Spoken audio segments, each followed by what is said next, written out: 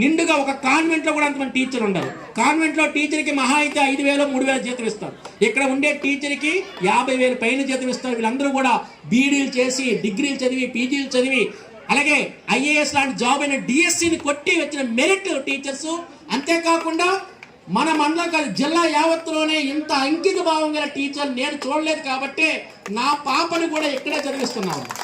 మీరు అర్థం చేసుకోండి. ఒక ఎంఈఓ పాప ఇన్ని 89 స్కూళ్ళు వదిలేసి, ప్రైవేట్ స్కూల్ వదిలేసి చదివించగల స్తోమత నాకు ఉంది. నేను లక్షలు పెట్టి చదివించగలను.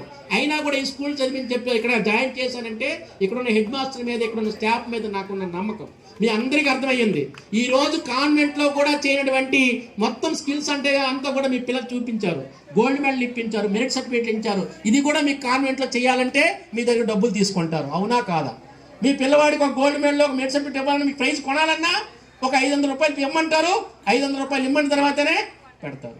కానీ ఈరోజు మీ నుండి ఒక్క రూపాయి కూడా ఆశించకుండా ఇంత పెద్ద కార్యక్రమాన్ని ఈరోజు ఈ టెంట్కి కానీ, మైక్ సెట్కి కానీ, స్టేజ్కి కానీ, ఈరోజు మీ అందరికి భోజనాల్లో కానీ ఎవరి దగ్గరైనా రూపాయి అడిగామా? అడగలేదు. ఇది గవర్నమెంట్ స్కూల్కి ఉన్న ప్రత్యేకత. సో ఈరోజు మీరంతా కూడా ఈ మెగా పేరెంట్ టీచర్కి వచ్చి మీరు నేర్చుకోవాల్సింది ఏంటంటే మీరు పిల్లల్ని ప్రేమించాలా.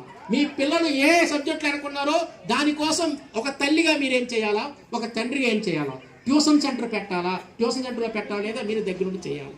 మీరు కానీ మీ పిల్లల మీద కానీ ప్రేమ చూపించకపోతే రేపు మీ పిల్లవాడు కూడా మిమ్మల్ని ప్రేమించడు. ఇది గుర్తుపెట్టుకోండి. సో ఈ మెగా పేరెంట్ మీటింగ్ యొక్క ముఖ్య ఉద్దేశం ఏంటంటే మీ పిల్లల బంగారు భవిష్యత్తు కోసం వాళ్ళు ఏ సబ్జెక్టులు అయితే వేకున్నారో అవి తెలుసుకొని మీరు ఖచ్చితంగా ఆ టీచర్ని కలిసి మీరు వెళ్ళాలా. 5 నిమిషాలు లేట్ అయినా పర్లేదు. 4 గంటల వరకు టీచర్స్ ఉంటారు. ప్రతి పేరెంట్, ప్రతి అమ్మ, ప్రతి తల్లి మీ టీచర్ కలవండి.